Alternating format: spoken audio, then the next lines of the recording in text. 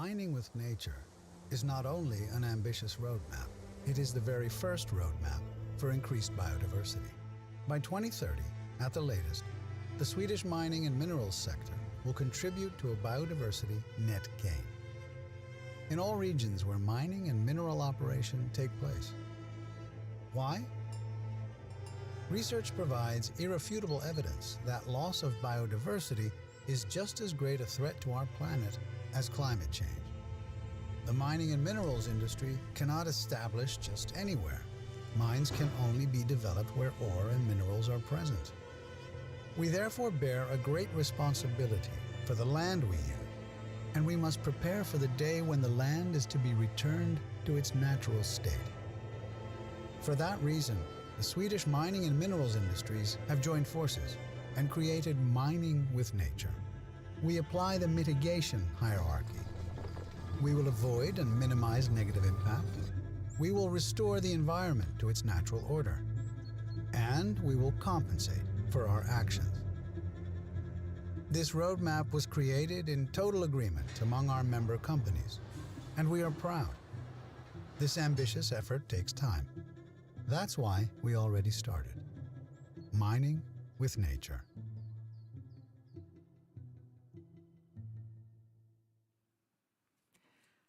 Welcome to this seminar on how the Swedish mining industry became a biodiversity frontrunner. This is an official partner event to the ongoing EU Green Week 2022.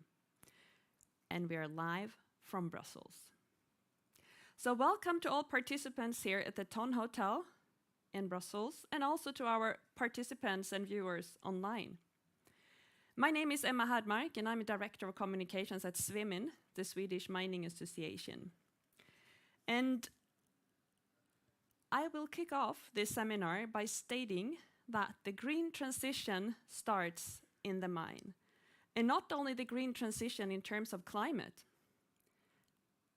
Today, we will explain why and what we mean by saying that. But first, I will hand over to my boss, the CEO of Svemin. She will put this in a Brussels context. So please welcome Maria Sunér.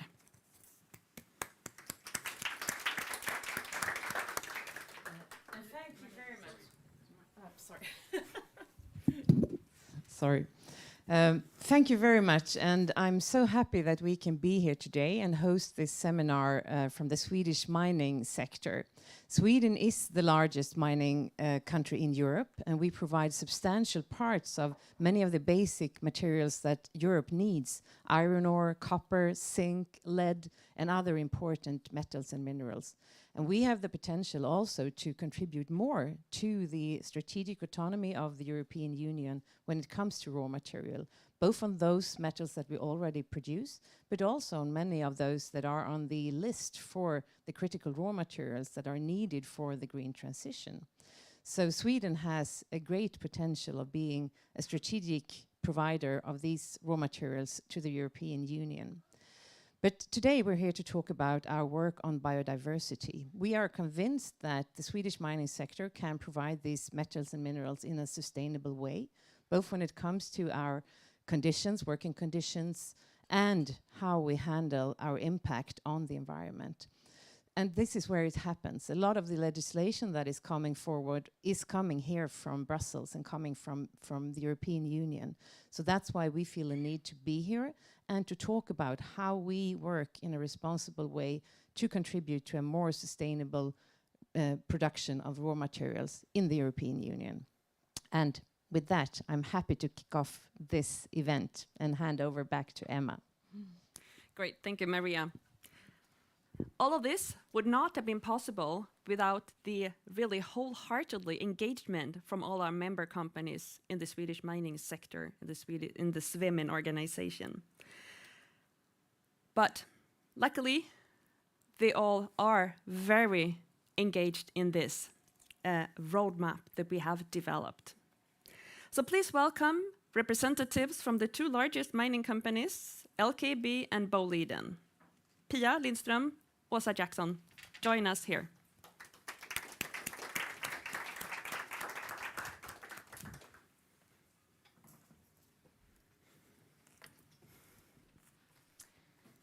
A warm welcome from me as well to Mining with Nature. My name is Åsa Jackson. I'm the Senior Vice President, Corporate Responsibility at Boliden. And my name is Pia Lindström, and I'm Senior Vice President Sustainability LKAB. And as you said, we are representing the two largest mining companies in Sweden, and we are here today to talk about something that is very important for us as companies and as industry and for the world. It's biodiversity. Without mining, the green transition won't be possible. Without mines, there will be no electric vehicles, no wind turbines, no batteries, no solar panels, no railroads. The need for raw material will increase drastically, and the access to raw materials sets the pace for the green transition. The need for Europe to increase even more is obvious, as Europe imports 80% of the raw material today. The pandemic and the war has also clearly showed us how vulnerable this situation is for us here in Europe. We all agree that the climate change is a threat to our planet, and global research provides undisputable evidence, as we heard, that loss of biodiversity is as great a threat to the planet as the climate crisis. And as mining will be needed to fight climate change, and mining needs land, the Swedish mining sector has, as a global frontrunner and a responsible metal provider, launched the very first roadmap for biodiversity, and we encourage others to follow. And yes, and most of you know that the mining industry is one of the leading industry in this green transformation that we need to do. And we are not waiting for 10 years. We are starting now with this. We are now continuously improve our carbon dioxide footprint in our operations, and we're going strongly for fossil-free mines and products. We are launching green copper and zinc now, and fossil-free iron. And we will also continue this journey that is very, very important.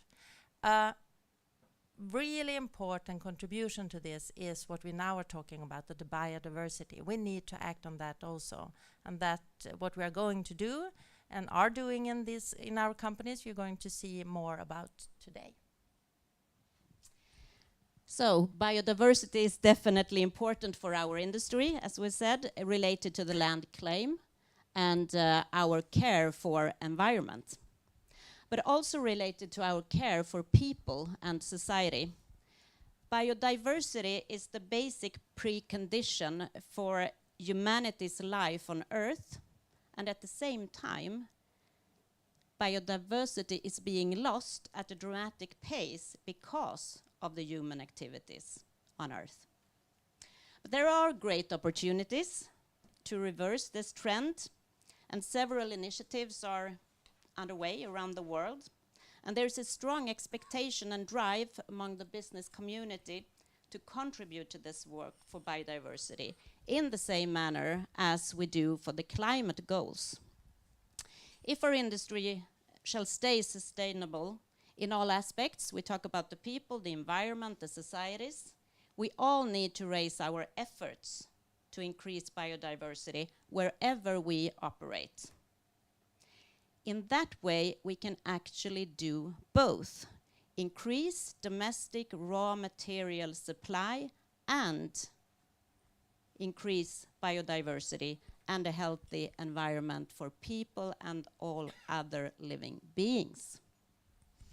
So the Swedish mining and mineral industry, our target is to, by 2030, contribute to biodiversity net gain in the regions where we operate or explore. This means that we will invest even further on finding and developing innovative solutions for achieving sustainable land use. I can say without any doubt that I'm proud of working in the mining industry now when we can show that we can contribute, that we are part of the solution and not part of the problem maybe, as we have been seeing for many years. To achieve this, we need to invest in knowledge, we need to set our own targets, and we need to start working according to this target. And by that, once again, welcome to you all here in Brussels and with us on broadcasting to this seminar. And I leave the floor to Emma Härdmark, our guest for today. And welcome again. And remember, we mine with nature. Great. Great words. Thank you, Pia and Åsa. You know, these two professional women, they could be competitors, really. They come from two different mining companies. But, you know, you could really see to yourself how very well welded they are, you know. And this is the, in order to success, we need to cooperate. And you can see clearly how, you know, this shows. Anyway, now let's dive into the details of this concept, this methodology, if you like, that we call mining with nature. Our Svemin Director of Environment, Kristina Branteryd, she's here to explain how this works in real life. So, Kristina, welcome on stage.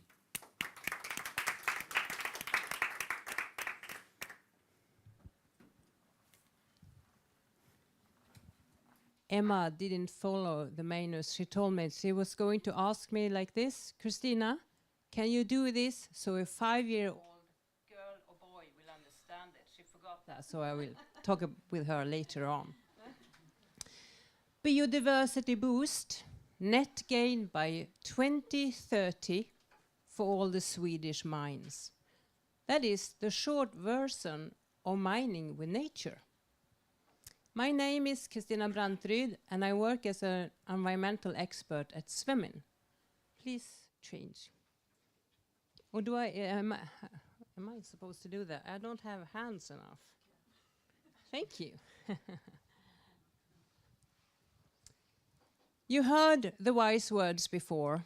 Biodiversity are maybe a larger problem than the climate change today. The researchers have said that for so many years, but there is something difficult with the word biodiversity, or maybe the whole problem, because it's not so easy to talk about as the climate change.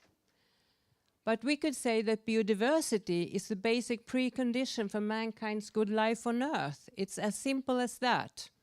And I'm not a scientist woman, so I won't go deeper into that subject. But, you know, the mining industry in Sweden, they have boards with presidents that are quite wise. They have understood that there won't be any business if they don't take this matter really seriously. We also have a lot of experts in the companies. They are very good in not only environmental issues and sustainability issues, which has been on the board's agenda for many, many years. They are good with biodiversity, which is even more complicated and more complex than you ever can imagine. And those experts, they had an idea for many years ago. They were thinking maybe the industry could make a roadmap for biodiversity. And maybe we would have a target that is so ambitious that we hardly can read it by ourselves. Please change picture. No, that's you doing that, Emma. Please, thank you. Listen to this. biodiversity net gain by 2030 in all regions where metals and minerals operation and exploration is in progress. That is brave. Do you know why? There are two reasons. There is a horrible word called greenwash. Mining companies in Sweden cannot come close to that word ever.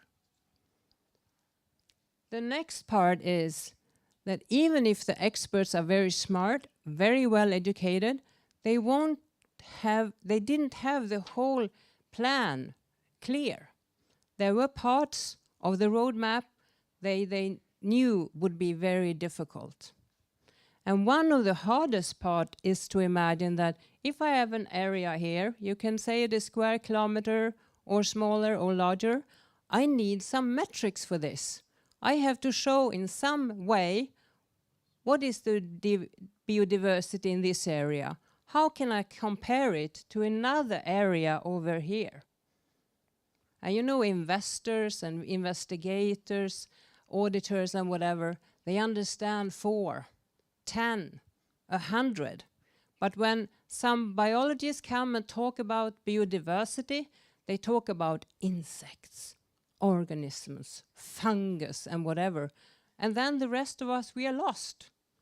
I understand that 10 is larger than 2. I understand 100 might be good. If someone tells me it's good or bad, it's easy. So they needed to find metrics. But still, the board were brave. They said, yes, go for this because it's so, so important. Please change picture. Thank you. And it was also clear that this project have to work with the mitigation hierarchy. You probably recognize this and know it from safety works. But here, we have to work with it for biodiversity also. But there are also problems here because you have to use this before you start. And imagine what kind of education you have to do inside the companies because almost everybody have to understand this. Before you do any activity, you have to have in mind, will this have an impact on biodiversity or not? If you say yes, start to use everything that this project have developed, all the checklists, all the other information that you need. You have to contact the right persons and do it the right way. Because now you have to start off with what impact will I do? Can I avoid some of it? Can I minimize it? And when I'm done, can I restore it? And the last part is so important for the mine industry and for most industries, and that is the offsets. Where can I find places that is suitable to improve the biodiversity that is so large that it's not only in the same size as what I'm doing today, is even larger and greater. And that is the aim of this project. It is to find easy ways to improve the biodiversity wherever we are, all the time. So, and I think that was the easy part. Not so easy anyway, but that was easy. But now we had to figure out something else. I think you can choose the next picture. We had to find other solutions for how to use a metric. You know, remember comparing one square to another square. And then they founded a new project called CLIMB. If I'm right, CLIMB means Changed Land Use Impact on Biodiversity. And here we had to find new partners. And so the project did and succeed even there. They found other large companies understanding that we need metrics. And you who are in taxonomy, you also know that it would be so much easier for the biodiversity target if there were metrics in place that we all could use. So CLIMB is now up and running and have some metrics that we are starting to use. And that have to be changed all the time too. So the roadmap is in place, and you can find it on Svemin's website, svemin.se. And here in the middle of it, you can also see what we are supposed to achieve in 2022. And that's today. So I can read for you. We were supposed to produce supporting documents. We have, like, check. We were supposed to increase awareness in society about this. Hey, we are here, aren't we? So we are up and running, but you know, in 2025, we have to revise this roadmap and see how far we come. So we also work with monitoring systems. We work with how are we going to report this yearly, and it is really going well. So what you see here is the roadmap in English. We have it in Swedish, and we also got contacted by the Chinese Chamber of Commerce saying that, hey guys, you really inspire us. Could you translate that to Mandarin? You should have seen my ears when they asked that. And my mind was going, wow, the Chinese really like these. What are we going to do? And it was easy just to say to them, of course we translate it to Mandarin because we want everyone to work with this, not only the mining industry in Sweden, everyone, everywhere. So please get inspired. We also have another report that is on our website, and you find it outside here. It is all the examples, not all, some of the examples what we are doing today, which my colleagues from the companies are going to talk to you about. And this is really good stuff, makes me so happy, I would say. So you can change to the last picture. So what I would like to say, this is the way for the future. No, this wasn't the right pictures. You can go too. I think I'm out of time, isn't it? Right? It's okay. I can also just say that the project is up and running. It's going in the second phase toward the target, where we work with all the issues that has to be in place. So this is really going well. And we think this is a good way to work. In a project with a roadmap, just go check, check, check, revise it, go check, check, check again. And we also think this is the way for the future. We need mines for many, many years so far, what we can see today. And all the mines must be in balance and in harmony with nature.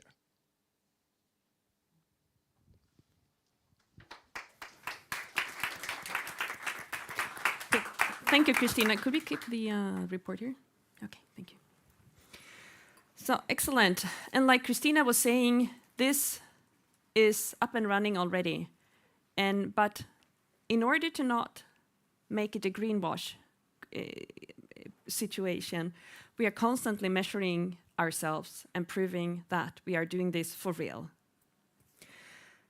And to show you what this is all about, we have invited some of our member companies that will give you practical examples on how it looks and how it works, on sites.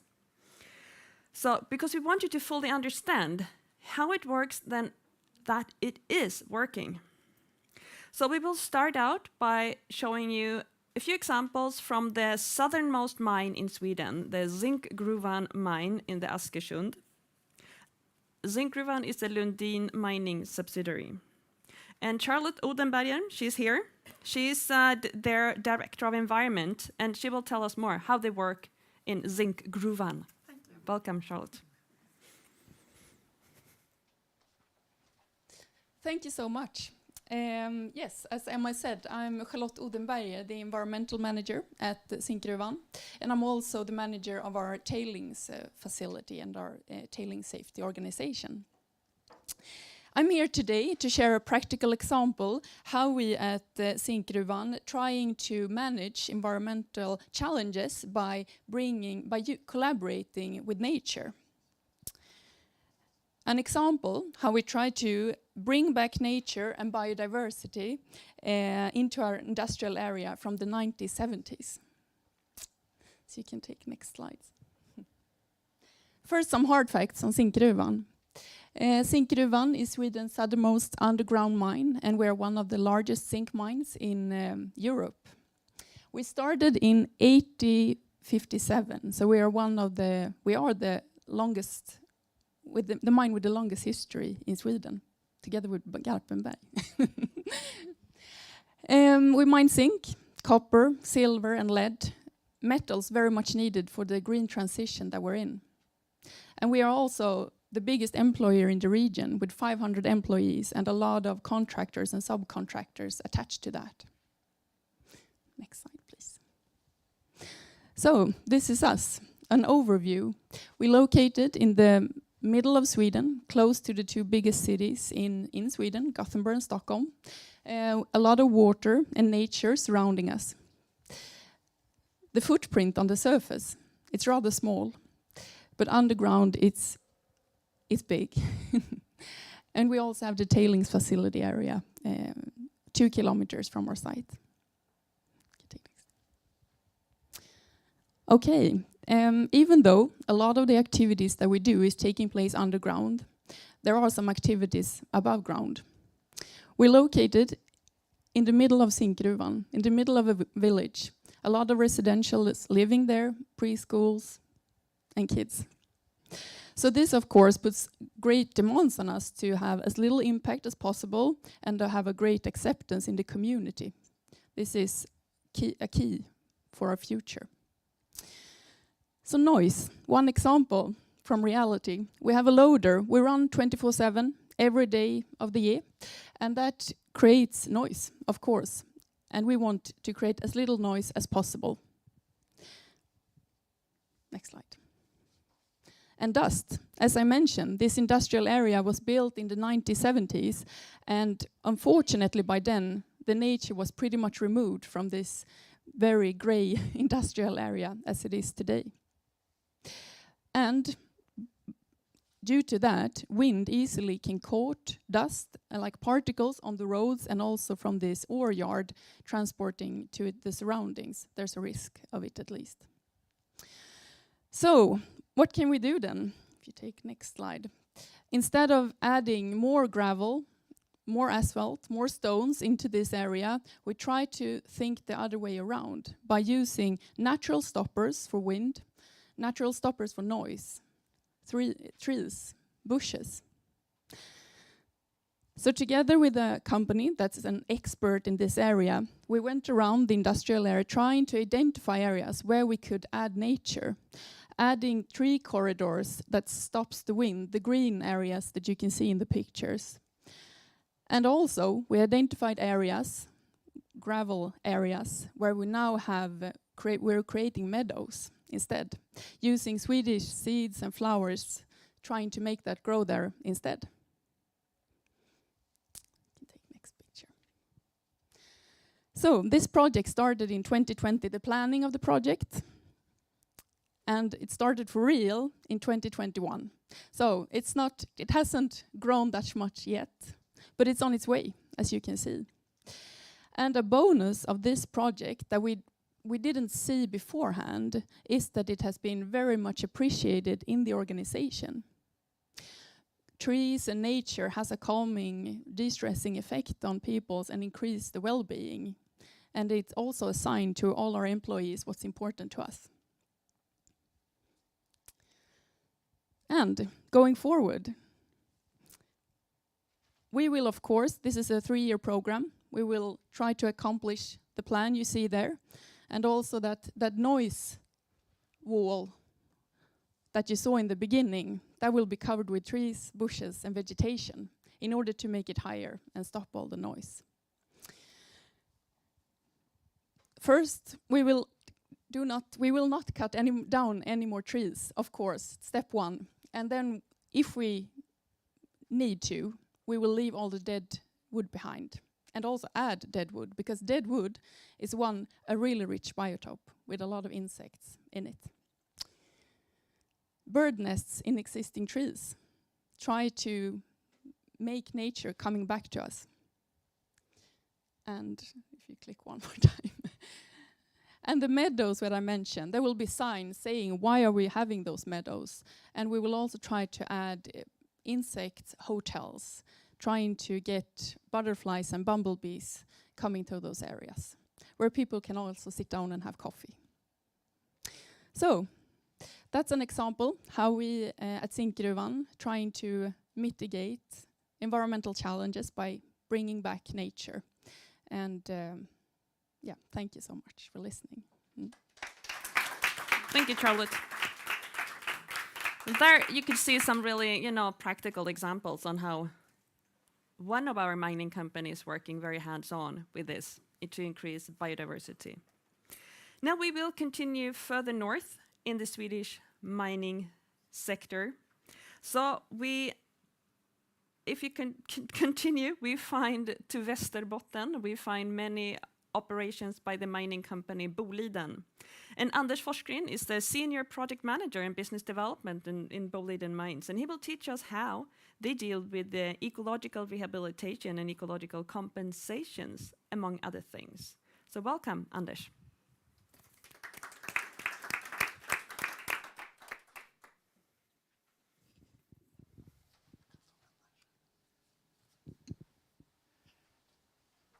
Thank you very much. Yes, I'm Anders Forsgren, and I work for Boliden with social sustainability, but I also have the privilege to work with biodiversity, which is a huge interest for me also personally. So it's really interesting to work with this.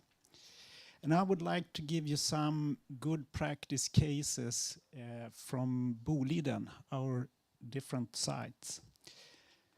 But to start with, I would like to show you the guideline that we have, very much in line with the roadmap for the industry, more or less the same target by 2030.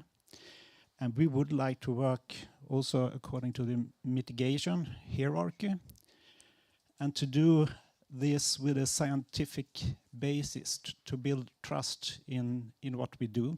I will come back to that. And we also would like to work together with different types of stakeholders, NGOs, if possible. And we also want to follow up, monitor, and report in an open and transparent way on what we do. This is one of our sites. We are mainly operating in the Nordic countries. But this site is from Ireland, the green island, and I would say, as you can see, also the green mine, actually. You can't really imagine that this is a mine. It looks like an ordinary industrial area. And it's not only green, they also have a specific project to improve biodiversity in this area. And this is actually the largest zinc mine in Europe. Some other examples on the way we work with ecological rehabilitation.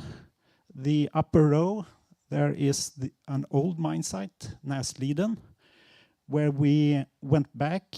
We are redoing the technical rehabilitation. And in all our rehabilitation plans, we also have a part of ecological rehabilitation. So that has been planned and also done. So that's what you see in the right picture there.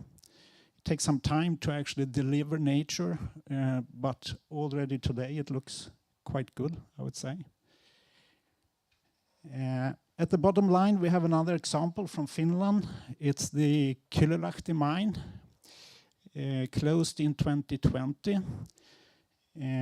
During planning of the mine, this is a really good example on how to avoid natural values. It was planned to keep the central parts with some really nice ponds and high natural values. And when we now go back to rehabilitate the area, it's possible to build further on that. So this will be, I hope, a really good example on ecological rehabilitation. Monitoring reporting, it's really important to us. And I would like to lift the Kevitsa mine. They have an extensive monitoring program on different types of red-listed species. You can see the moor frog and golden-eye duck as an example. Kevitsa has also developed a biodiversity management plan, quite a detailed plan with roles, responsibilities, action lists, and so on. In Boliden, we also have quite a lot of experience on working with offsets. This is a project that started already in 2012 in the Aitik mine. After thorough studies on localization of new areas, we had to influence this red influence area of 167 hectares. It had high natural values, so we voluntarily wanted to compensate for that. So we started a process to find suitable areas, and we found these 2 green areas, and they in total comprise 840 hectares. And we looked for areas with some natural values, but lacking some structures that we were able to add, like moving dead wood with red-listed species, insects and wood fungus, moving those logs to these green areas and make them live and spread in the new surroundings there. So this is a really nice example, I think, and especially since we also managed to start a cooperation with Swedish University of Agriculture Science. It started already in 2017, and we established a platform for research, and we are financing a PhD student, and we do have some results already. There will be publication in short that we actually do manage to translocate dead wood and move a lot of red-listed species.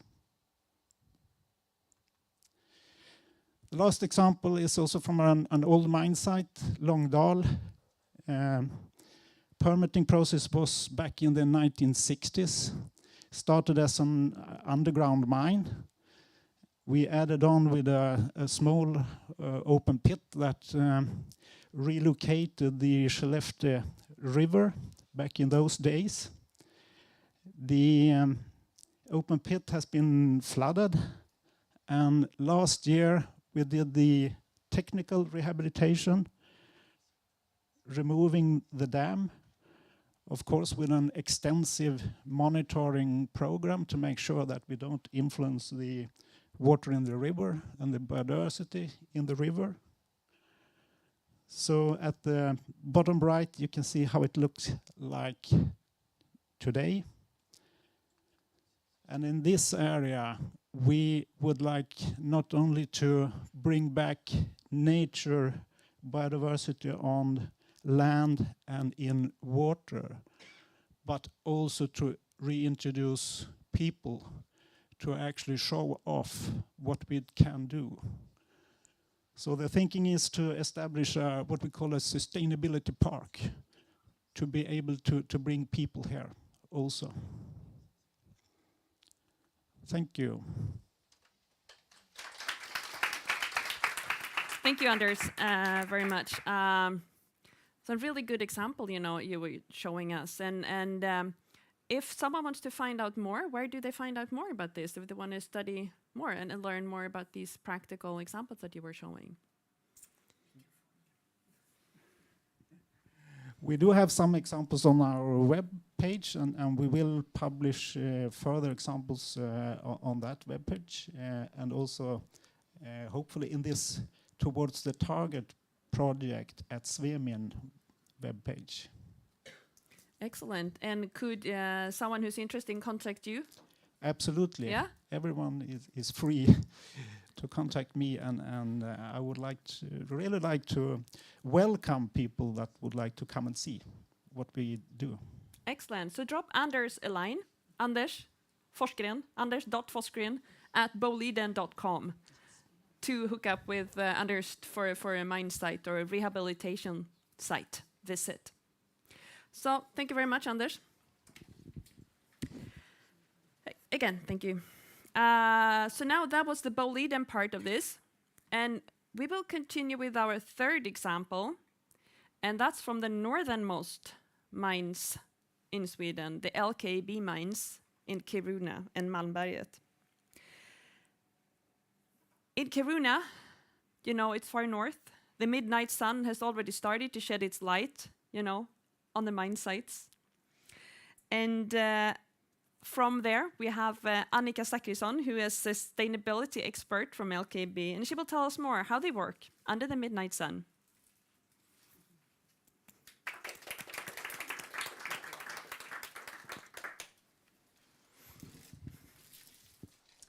So, thank you. I am Annika Zachrisson, working at the Sustainability Department at LKAB. Closer, okay. And I am here to tell you about our work with sustainability and biodiversity. The mining industry and LKAB often have large operations, and so do we. And then we also need large areas of land. And therefore, we, if any, now want to contribute to biodiversity much more than what we have done and seen before. We have set the same target, of course, as Svemin and the whole mining industry in Sweden, and we are working on the basis of the mitigation hierarchy. When all measures are taken to avoid and minimize and restore biodiversity, we are also working with offsetting or ecological compensation. And I will give you some examples of the work that we are doing. You can take the next slide. Before we start a new mine, we plan how to avoid and minimize the impact. And then we plan for compensate for the residual impact. Avoiding and minimizing can be about how we build the mine and all the infrastructure around the mine. The deposit is situated where the mineral is, so that we can't change. But the infrastructure around the mine, there we have the opportunity. Can we place things so they do not affect sensitive biotopes? Or can it then create worse consequences, such as longer transports, which then affect the climate? And what about the consequences to the indigenous people, the Sami people that we have up north in Sweden, and their business, reindeer husbandry? We put a lot of effort into investigating this. The impact on biodiversity is then weighed against the other aspects in order to find a solution that provides the least overall impact for both environment and people.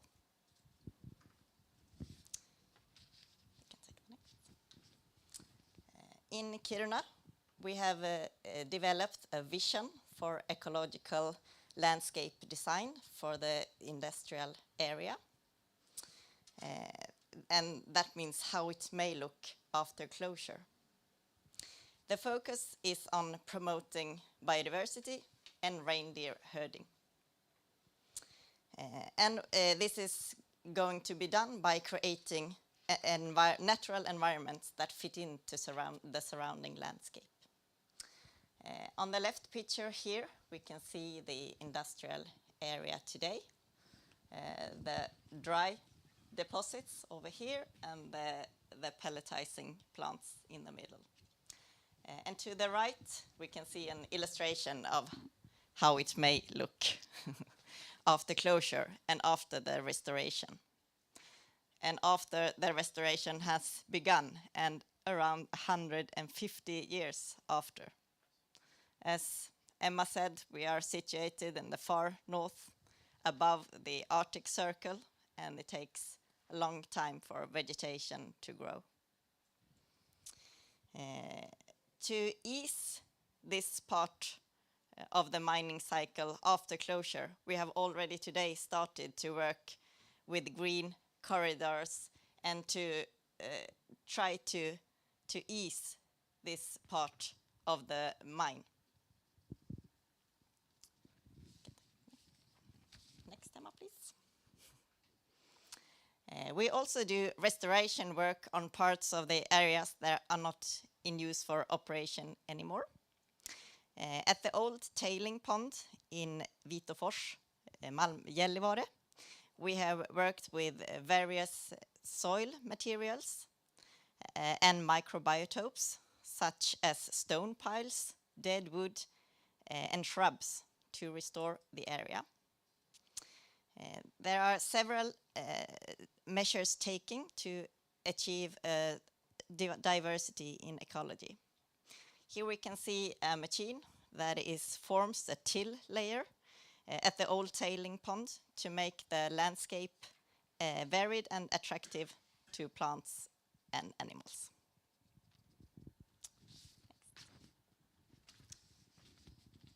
Then we come to the last step of the mitigation hierarchy, the compensation. And that we can do, for example, by creating values in another place.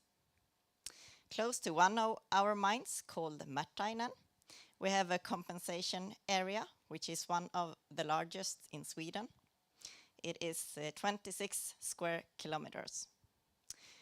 The compensation in the area includes both protection to ensure no exploitation for 50 years, and that the natural values are strengthened also for the same period of time. We have been doing several measures. For example, we have placed dead wood in the area to benefit for various species, as Anders told us about before. We can take the next. And we have also been carrying out other measures in the area, such as conservation burning and the wetland restoration. And on this picture, we can see mire hay making, which we have resumed in the area. It has been used historically, and it could be compared to small-scale pasture, and that increase some rare species.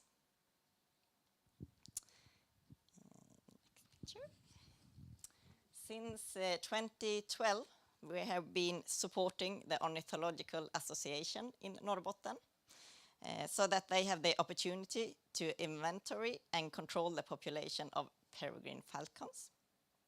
And the peregrine falcons are vulnerable in Sweden, but they thrive excellently in our mining areas.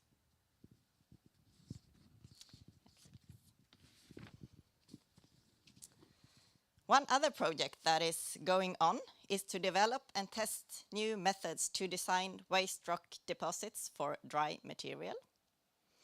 The deposits are planned to be designed to look like the surrounding landscape, and that we are supposed to do already during operation. So on the picture you can see the traditional deposit type and then the landscape design one in green. This also minimizes water to penetrate the deposit, which will have the result with less elevated elements in the leakage water out of the deposit.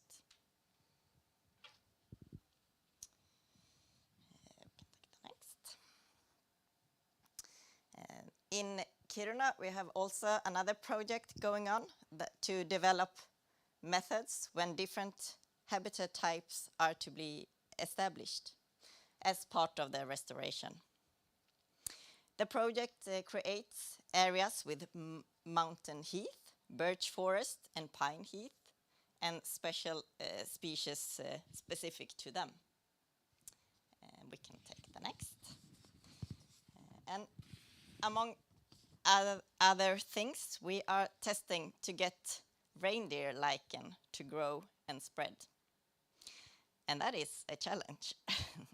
On the one hand, you should have the right plant establishment layer, for example, the right kind of soil.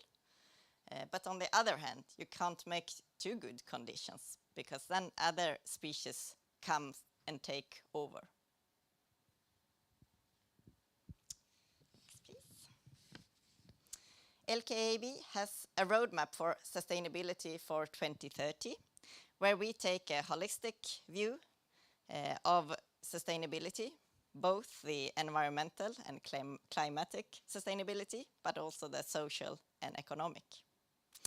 And this includes biodiversity as one of one important part of the environmental area. For us, it is important to do all this.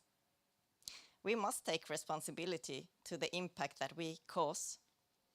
We must follow the scientific progress, the demands of society, and we must contribute to sustainable natural environments. We see our operations as if we borrow the land, and now we need to return functional ecosystems.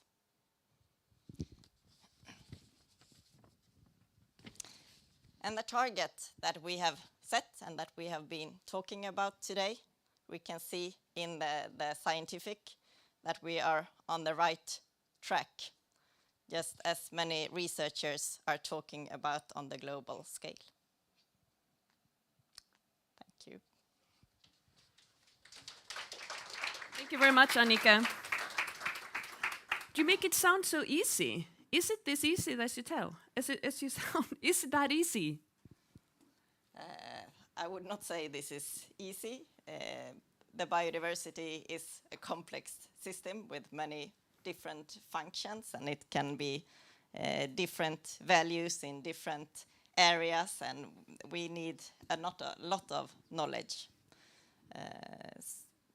So what are the greatest challenges to establish all these projects that you were showing us? On the one hand, I think the most problematic or the biggest thing for us is that we can't place the mineralization where we want to. You would like to do that? That would be nice. Also, I think you all have heard of Kiruna, where we have the mine too close to the town. So it would have been great to move the mine instead. Move the mine, yeah, right. That's the next roadmap, right?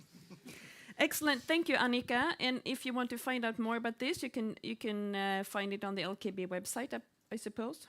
Yeah, and our sustainability report. Excellent. Thank you very much, Annika. So now let's discuss what we have learned this morning from all our talented speakers. And we would like to dive into the concept of mining with nature. And therefore, we have a small panel discussion, although we are still lacking one of our panelists. And he will sort of walk into the live broadcast. But we'll start out by talking to two of our panelists. So Maria Sunér, welcome back on stage. And we also have Jaap van der Nees. He is the environmental specialist director at Euromines, the European Mining Association. Please on this side. Now I can see we have our third panel member.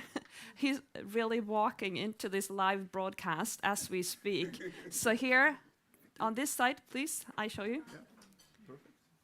Just stand here in the middle. It's kind of good. Are you okay with this, Erik? Yeah, yes. Where to put excellent. That's. And please help yourself to a microphone. This kind of show how busy the Brussels scene is for politicians and lobbyists. So here we have Maria Sunér, CEO of Svemin. Hello. We have our guest star, Erik Bergkvist, from the Social Democratic Party, SND. And we also have Jaap van der Nees from Euromines, environmental specialist. Yeah, Farnäs, but it's Farnäs. small, Yeah, small sorry, change. I'm sorry. Yeah, slight correction. This morning we've been talking about biodiversity, and what do you say? Does biodiversity get the attention it deserves in the public debate, as you see it? Erik, maybe you can start. It definitely has the attention, and sometimes I wouldn't say it has too much attention, but I think there is a polarization between the biodiversity and other things that is unnecessary in today's debate. Mm-hmm. What do you say, Jaap? Yes, for one, in one way it gets the attention, and I think we have seen a lot of very nice examples here. But on the other hand, of course, when you look at an European level, the mining, the coverage, the area of mining in Europe is relatively very low, of course. And if you would compare it to, for instance, agro or road construction, yeah, it is really very, very relative, that area. And yeah, then you get the question, what is the contribution of mining to that? But I think, of course, it is very, very good that mining can show the very good examples also to those other sectors. So that's what I see. What do you say, Maria? Does biodiversity get the attention it deserves? I mean, maybe compared to climate change, for example. Well, of course, it feels like the climate change issue has been overarching all the other environmental issues for quite some time. But I think that the questions around biodiversity is gaining pace. We have an upcoming COP meeting in China, as planned at least, on biodiversity coming up. And I know that there will be more measures also coming from the European Union on biodiversity. So I think that we need to realize that this is a very important issue that we have to work on as seriously as we do with climate change, where we have the roadmaps, that we have the plans clear for the mining sector. And that's why it's so positive that we are here today to talk about our roadmap on biodiversity. What we've been talking about this morning is this roadmap, this concept, methodology that we have been developing in Sweden. But developing a roadmap to reach biodiversity net gain by 2030, as we have. What are your thoughts on that? Is that the most efficient way to deal with this? For sure, I think it's again very, very good. And then looking again at it from a European perspective, we have like members in the whole of Europe, small mines, big mines, underground, open pit mines, all kinds of commodities, and everyone for sure is contributed to the protection of biodiversity. And no net loss. The step of no or of net gain is something we are still discussing, because sometimes we have the challenge on the definition of net gain and the methodology. So within our membership, we are really discussing a lot about it. But sometimes there are some different opinions on that also, depending on each mine, depending on each member state as well. But I think, again, the examples that were shown here are very, very positive. Yeah. What do you say, Erik? You cover a lot of areas in on your political, it's many different sectors come and put papers on your desk. A roadmap like this to deal with the biodiversity issue, how important is this really? Well, in a way you need, and I think it's the same regardless if you're into politics or something else, you need a roadmap on the area you are covering. And in politics, it's everything you try to cover. So you have to have an idea. Where do I want to go? What are the obstacles? What are the possibilities? And now when we have this really actual questions and really important questions like climate change and biodiversity, we definitely, and if you call it a roadmap, a plan or whatever, but you need to give it a structured thought, a structured discussion. You need to, what are our opinion about biodiversity? and then find your way forward, because it's always you have to figure out what is my position in a world that definitely is never going to agree to me with 100%. So, and in this case, give it a structured thought, call it a roadmap, and do a serious work, so you know what are your opinion, what are your possibilities, what are your ways of doing a compromise. Because I think, as with biodiversity and many other things, it's always a compromise when we are doing stuff as humans. It's a compromise with biodiversity, but also, and I think that is discussed a little, what do we mean with biodiversity? Because there will always be biodiversity, but in today's discussion, some biodiversity is regarded as better than other.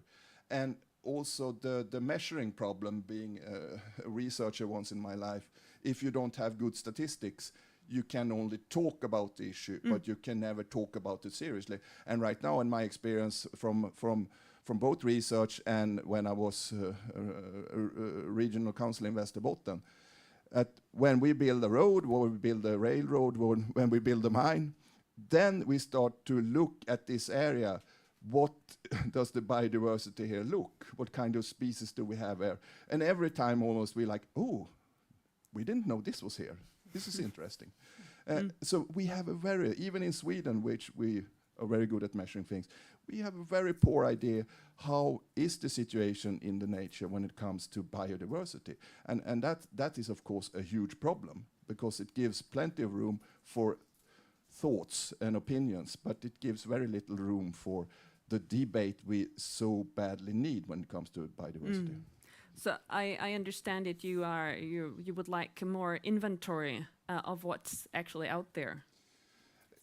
Yes, some way. I know we can't get the inventory we want, but we need to get an idea, and not when we look carefully now, then we say, okay, this is really important. This we have to be careful about. This woodpecker is really, really rare.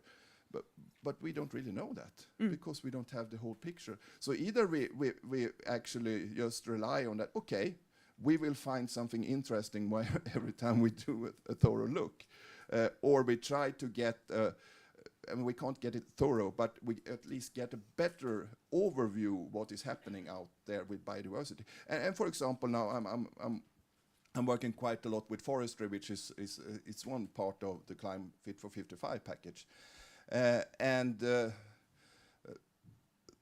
There, well, this discussion, should we just let it stand and grow because of biodiversity, is one argument, or should we do as we do in Scandinavia, we have a sustainable forestry industry.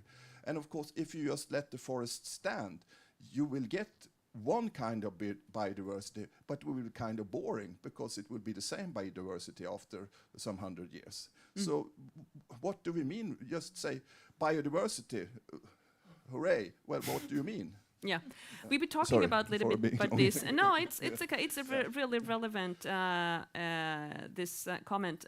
This morning we were talking about that we are at this moment developing ways to measure the biodiversity, and we are developing them as we speak, and also that we can show progress and be very transparent. Because Kristina, our sustainability environmental expert here from Svemin, she really stressed that we cannot be accused of greenwashing. That's the worst thing that could happen to us. So we want to make progress for real and be very transparent. So jumping over to you, Jaap, you represent the entire Europe, okay? All member companies throughout, from northernmost parts, Sweden, Norway, Finland, not Norway, Sweden, Finland, all the way down to the Portugal, Spain, Greece, so forth. How do different countries approach this issue of biodiversity as you see it? Well, yeah, first of all, I don't have the complete overview of Europe, but what I see, like some of the frontrunners, I think are France and Sweden. That's how I see it. France typically on agricultural topics, and then Sweden, for instance, on mining. And yes, I think those countries really can be an example for other member states. Yeah, a short answer, but yeah, okay. I wanted you to say that we're best, we're doing very well, in the northernmost part. You sort of said that. Where he hinted that, I think. Yeah. Indirectly. We interpreted that way. Yeah, yeah, that we can say that. And Erik, you're in the midst of all this this political scene here in Brussels, for real. What can you do from your position in politics to secure a green planet and thriving businesses? Well, that's pretty much what I'm trying to do every day, because whatever we do as humans, it will affect. Well, we are also part of nature, but we will affect nature in a way that other species don't. So for me, it's always to find the compromise and the sweet spot, because when we do things, it will have effects, some positive, some negative. And we have to find a compromise there towards nature.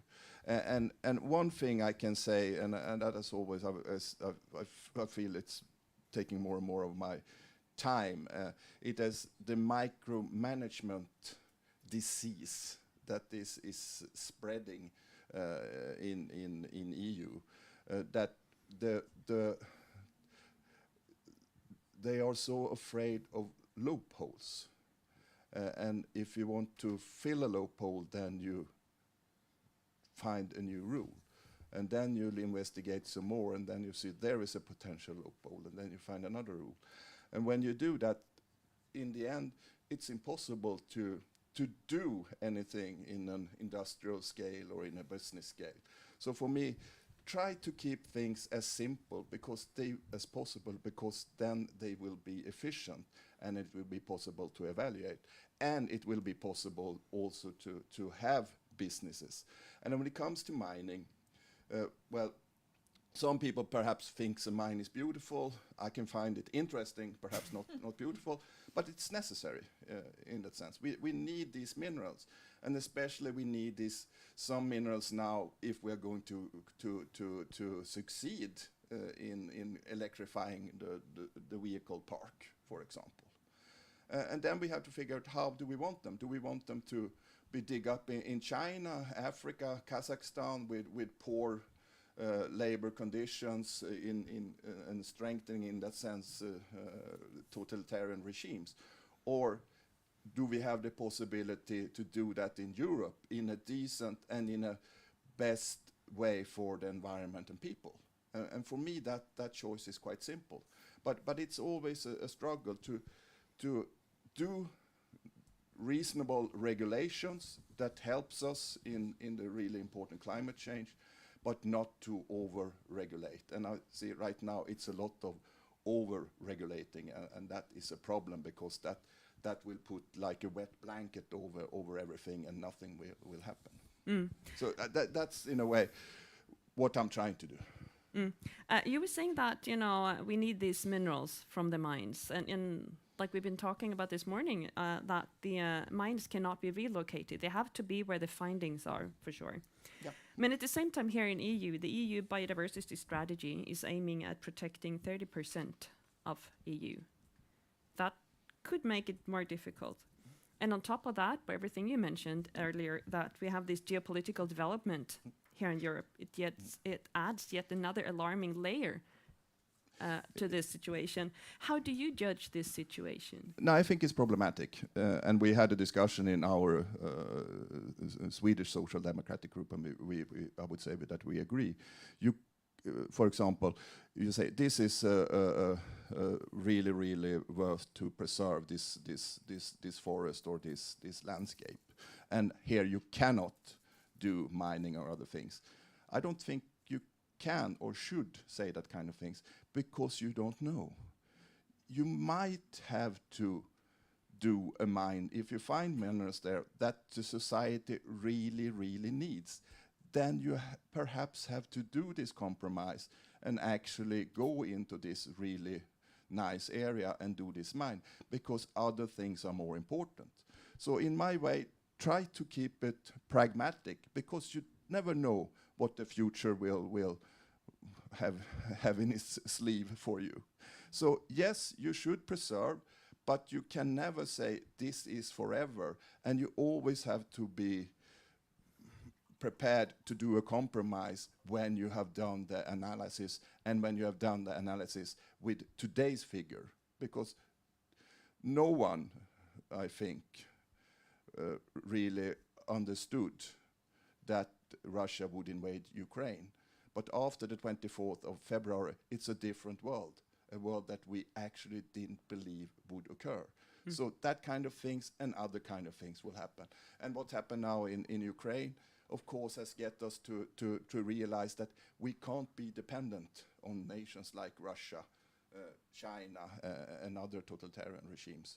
And that, and I hope, because when I look at the mineral strategy, there are the two things happening in EU. Now I'm talking a lot, but two things happening in EU. One is that we have to be more self-sustainable. Strategic autonomy is the words for the day. But on the other hand, we make it more difficult to be self-sustainable by making it more complicated with biofuels, with certain kind of minerals. So we have to decide what is actually important here, and then we have to be coherent when it comes to lawmaking. Maria, do you agree with Erik that there should be no-go areas? No-go areas. There was many no's. Yes, I agree completely with what Erik is saying. I mean, the fact that minerals and mineralizations are hard to find, firstly, and they're scarce. It's not like we would have mines all across Europe. I mean, the really good findings are quite scarce across Europe, and we don't know everything yet. We have a bedrock, for example, in the Nordic countries, which we know is very rich in minerals, and that we have a potential of contributing to many of those critical raw materials that Europe needs, the world needs for the climate change and to achieve actually the climate targets. But we don't know exactly where to find them yet. We have the existing mines, of course, those we know about, and we have potential areas, but there might also be areas that we're not aware of today. So I agree completely that we need to have a pragmatic view on this, and actually see that mineralizations and the interest of actually getting this out of the ground can be extremely important for the society, as important or maybe even more important in some cases than preserving the biodiversity exactly there. And that's why also this work with Mining with Nature is so important. To show how we can also work on compensating, on being as careful as we can while taking up these minerals from the ground. And Jaap, please jump in. Yeah, also to add on that, I also completely agree. But if there is a new site discovered, for instance, also it's the normal way of working is that there's an environmental impact assessment is made. So in that assessment, all the impacts are being assessed, and therefore we should not have to say, by definition, in that area you cannot do anything, because normally you do, before any mine starts, you do such an impact assessment anyway.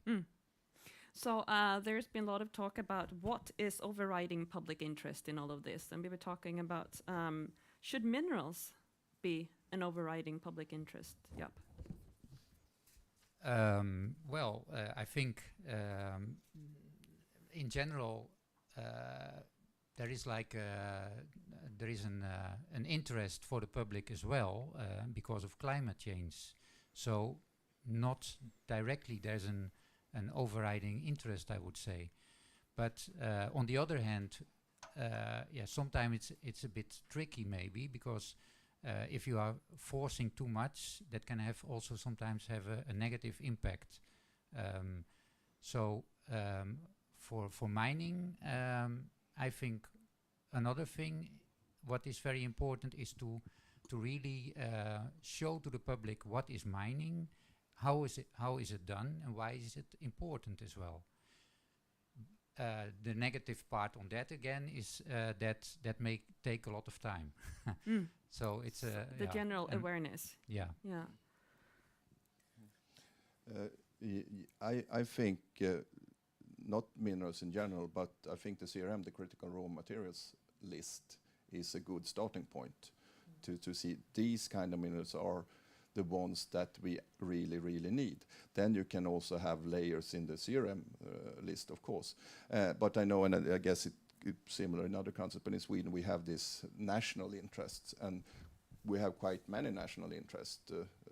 Military localization is one, nature is another, rare species could be one, and when you have them, sometimes I experience we could like 5 or 6 national interests on one spot, and then they are meaningless because you have nothing that in the end prioritizes it.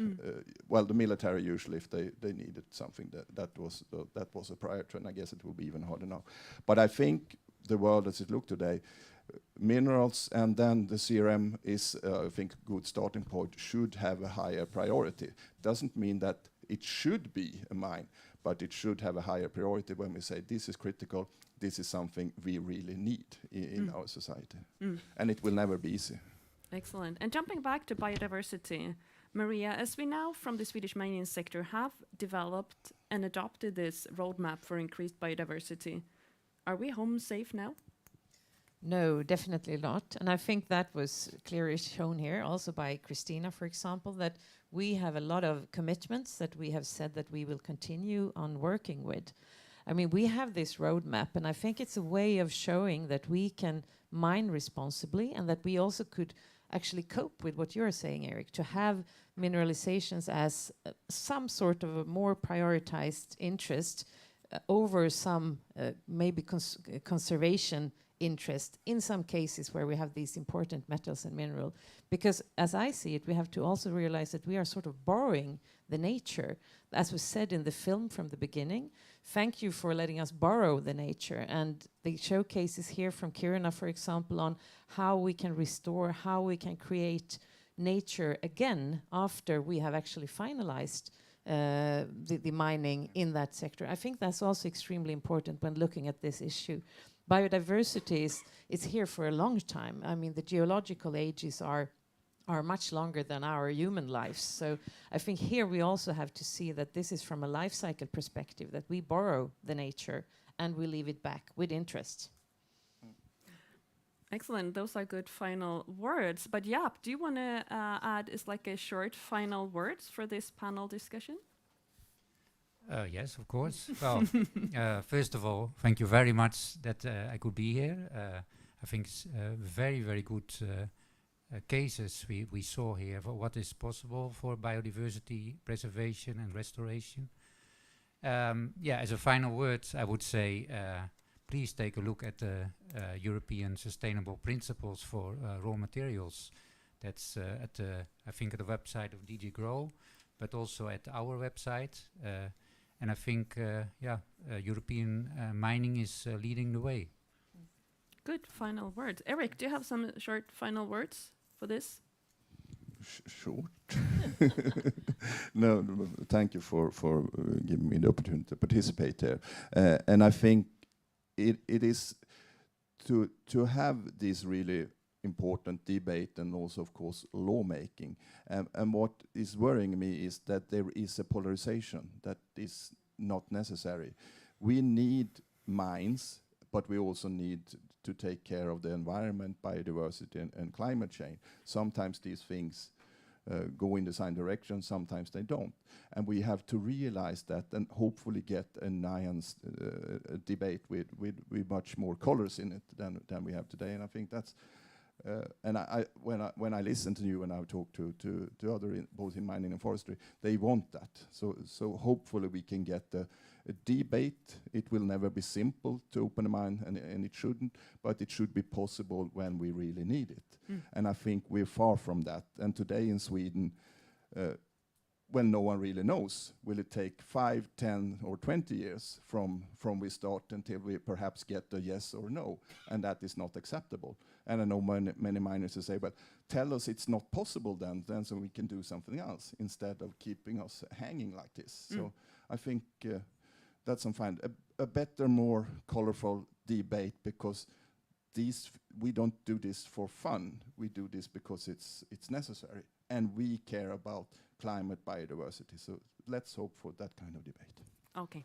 Thank you very much, Erik. Thank you to all panelists. And we have some concluding remarks from our stars from this morning, Pia Lindström and Åsa Jackson.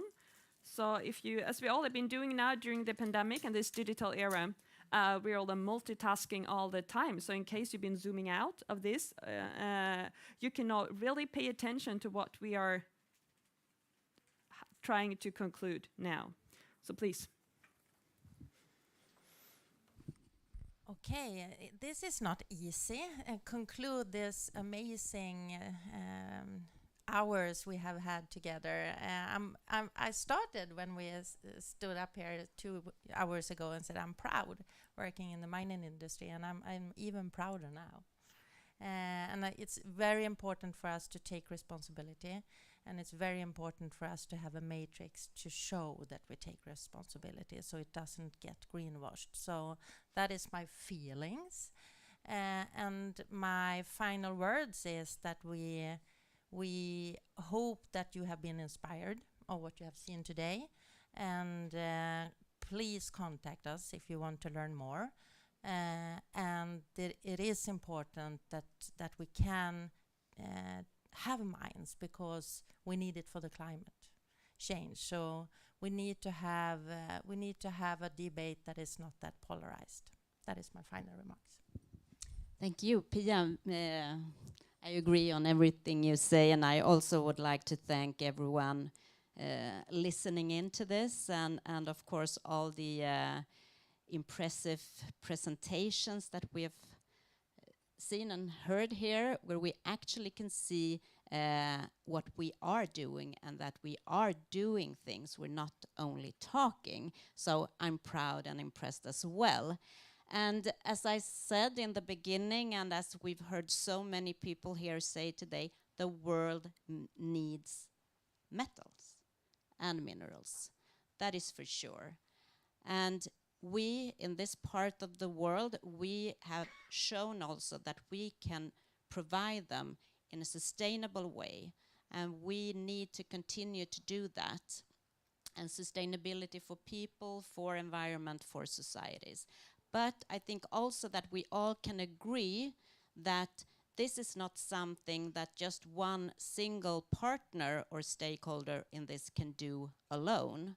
It's extremely important that we do this in collaboration and that we do this together, because we all want to succeed in the green transition. We need the companies, we need universities researching, we need politicians, and we need to work together. Otherwise, we will never save this planet. So I think that is something that we all also can bring with us after this seminar. So we continue to work together.